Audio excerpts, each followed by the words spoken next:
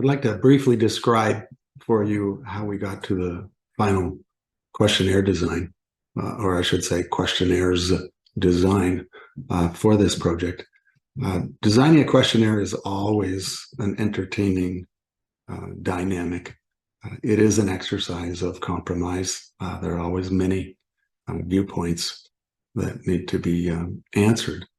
When I work with individual schools with 5, 6, 10, 12, 15 people sitting around the administrative table, there are many areas of interest that don't get answered because we can only ask so many questions.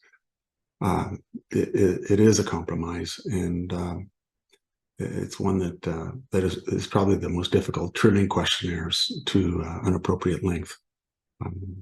Our typical student surveys range from 100 to 120 questions.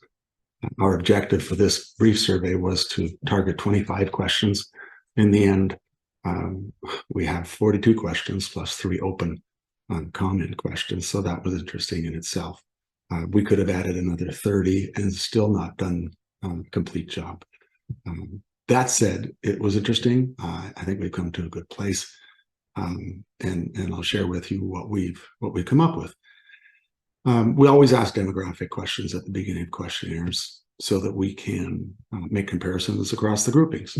For instance, this was a survey of grades 9 to 12. We decided to contain it to grades 9 to 12, although I regularly do grades 5 to 12 surveys because I wanted to stay away from puberty. It muddies the water and makes much more complex and involves a lot more work in making comparisons. So we decided to keep this at the high school level, good or bad. Tenure with the school, so we can make comparisons of how first-year students differ from longer tenured students. Very interesting questions, 3, 4, and 5. Question 3 is fascinating in itself. There are places in Canada and in the US where there are 2 genders.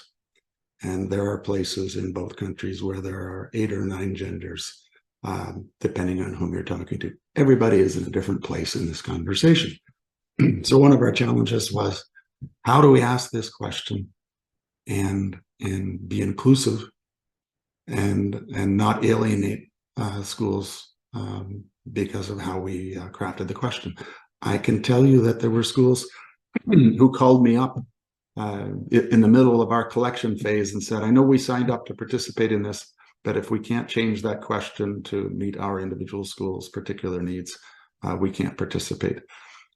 We had schools who didn't participate because we had the other option for the gender identity, and we had schools who didn't participate because we didn't have more.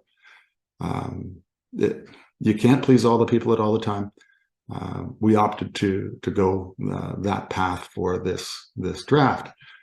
Do you identify as a member of the LGBTQ2S plus community?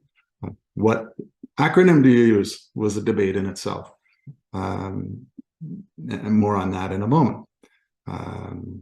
There are schools that did not participate because we asked that question. We decided it was an important question to ask, and having completed the analysis work, I can tell you it was an important question to ask. Racial cultural identity seemed pretty straightforward to me at the time. I was a bit surprised when we completed this exercise and started to promote participation in it. I presented it to a number of Canadian schools who said, wait a minute, this is an American survey. I'm a Canadian. It's not an American survey. The questions centered principally on the racial cultural identity question.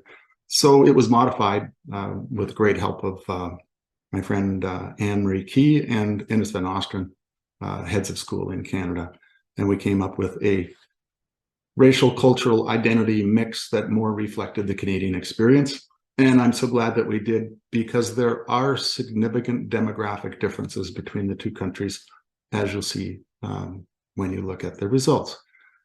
Canadian schools also insisted that we include a prefer not to answer for both the gender identity and the LGBTQ2S+ community questions, which obviously comes up with a completely different skew in results, which was fascinating in itself. Beyond those 3 questions that you see on your screen right now, everything else is the same. All rating type questions, the other demographic questions, the same. Time spent on homework, this is a standard question that I ask in all student surveys. It yields some very fascinating answers, and you'll see that in the results to this survey. Relatively new measure, we've asked, how much time do you spend on average each day on social media? Fascinating responses there that I look forward to sharing with students. Do you receive outside tutoring support other than help provided by the school? Yes or no? Hours of sleep. This is one of the scariest answers that I've seen in the last 25 years. Kids are not sleeping.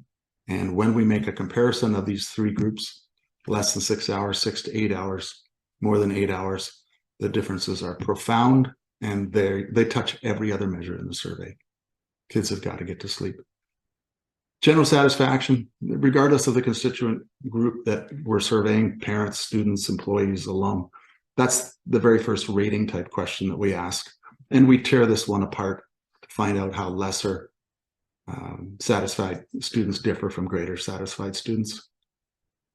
We trimmed down an attitudinal agreement series that we typically ask because we wanted to focus on community and belonging. So what you see on the screen now are 15 measures that we included, all of which yielded fascinating and profound distinctions across the comparisons that we've made. These touch on emotional safety, sense of belonging, engagement, workload stress, lots of wonderful crosstab opportunities. We typically ask between 20 and 25, how well prepared do you feel for each of the following skills? We trimmed that list here down to 15 that more focused on the social emotional learning side, but we dropped a couple in here that come from other areas as well. Managing time and so on. Handling stressful situations was certainly connected to workload stress. It's a great series to ask, and I look forward to hearing what you have to say about the results to that section. Experiences of discrimination at school. Have you personally experienced, been affected by experiences of discrimination? Yes, no. If yes, on what basis? And we provided a list. And we've made comparisons, full sets of graphs for all of these measures. And the open comments. What part of your experience most supports your sense of belonging at the school? What could we do to improve it? And make any other comments. You couldn't pay me to analyze and interpret open comments.